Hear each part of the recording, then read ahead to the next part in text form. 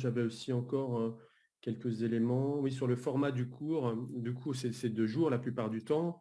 Mais tu fais aussi un petit suivi après le cours. Comment tu abordes en fait ce séminaire? Parce que comme tu le dis, certains parfois reviennent ou complètent les informations avec l'ouvrage ou autre.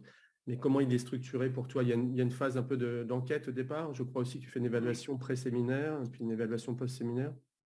Tu peux nous Alors parler du moi, format des j'aime cours? bien, peut-être je vais vous donner un peu les coulisses, j'aime bien impliquer les gens en amont. Donc normalement, il y a un questionnaire en amont sur les attentes. Et encore, on pourrait discuter, est-ce que c'est réellement une attente ou est-ce que c'est pas une intention que je cherche? Et donc ça, c'est quelque chose que je discute après quand on se voit dans la formation.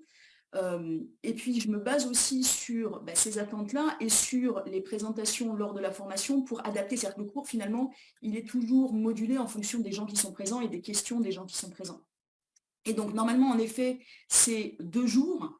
2 jours quand c'est en présentiel et quand elle se fait en ligne, selon les instructeurs en Europe, ils le font différemment. Moi, je le fais sous forme de 4 demi-journées.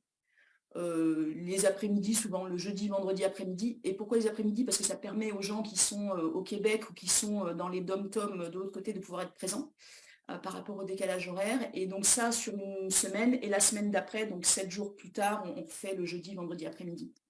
Et l'idée, c'est que y a ces temps-là, mais que ces temps-là où les participants vivent eux-mêmes des expériences, parce que c'est très interactif, il y a un peu de transmission théorique de ma part, mais il y a énormément d'exercices et de mise en pratique surtout. À la fin, du coup, il y a ce questionnaire à chaud, mais moi, je vais un petit peu plus loin à savoir, voilà, comment est-ce que ça a pu impacter déjà.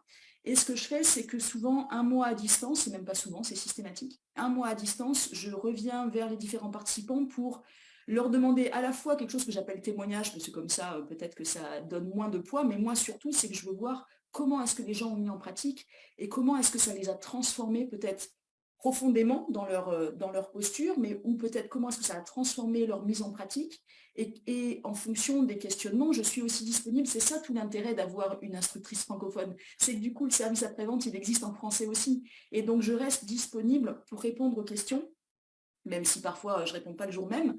Mais voilà, il y a ce suivi au fil du temps qui est présent. Merci, c'est très bien. Oui, bah oui, c'est aussi une chance. Et encore une fois, c'est toujours intéressant d'expliciter son retour d'expérience pour mieux le comprendre. Parce que quand on est obligé de l'écrire, on se dit, ah bah oui, c'est vraiment ça que ça a changé. Et là aussi, c'est un processus cognitif intéressant pour cette formation, comme tu le disais, qui change probablement des choses de manière profonde au niveau même de cognitif, on peut le dire. Alors, j'ai ouvert le chat. Si des personnes veulent poser des questions à Marie, comme elle est là ce soir en direct, c'est une opportunité de pouvoir discuter avec elle. Nous, de notre côté, on organise des cours à Paris le 26 et le 27 septembre en présentiel. Sur ABC Douleur, sur le site de Marie, vous pouvez voir les dates aussi pour les formations en ligne. Je ne sais pas si tu as tes dates de formation en ligne aussi de ton côté, Marie. Mais Je bon, les ai pas de tête, elles sont sur le site. voilà, vous pouvez aller. Sinon, Voilà. de toute façon, vous pourrez poser des questions aussi sur la page Facebook ou sur notre page pour avoir des renseignements. On pourra vous orienter sur votre choix. Nous, évidemment, au départ, quand on avait pensé aussi, et ça, tu peux aborder ça, la notion de faire des formations en ligne, on se disait peut-être qu'il va y avoir moins d'interactions. Moi, je pense que c'est d'autres dimensions. En fait, il y a des avantages et des inconvénients comme à chaque fois. Est-ce que toi, tu avais un peu d'appréhension au départ pour faire des formations en ligne sur ce concept, pour notamment gérer l'interaction entre les participants? Comment ça s'est passé pour toi? Alors franchement, moi je voulais pas mettre les pieds dedans, sauf que confinement oblige, et il y avait de la demande, et à la limite on était tous disponibles pour se former à ce moment-là. Ce que j'observe maintenant, en fait, il y a des travers, du format en ligne et j'ai tellement travaillé en ligne que maintenant je sais quels sont ces travers et donc ce qu'on fait pour les gens qui viennent en formation en ligne, déjà on cadre ça et on donne de l'adaptabilité et de la latéralité, pas de la latéralité, de la latitude, on dit en français, la Mhm. latitude à chacun pour pouvoir s'adapter, couper le micro quand il y a besoin, couper la caméra quand il y a besoin, parce que c'est très prenant d'être en visio. Mais maintenant, ce que j'observe, c'est que les sessions en visio sont beaucoup plus interactives qu'en présentiel. Parce qu'il n'y a pas ces temps où on prend le café, puis du coup, on prend le temps de revenir s'asseoir. Il faut se mettre en groupe. Je prends le temps de bouger ma chaise, etc. Donc là, on est envoyé dans la mini-salle, on n'a même pas le temps de réfléchir qu'on est déjà dans la mini-salle. Donc il y a moins ces temps perdus.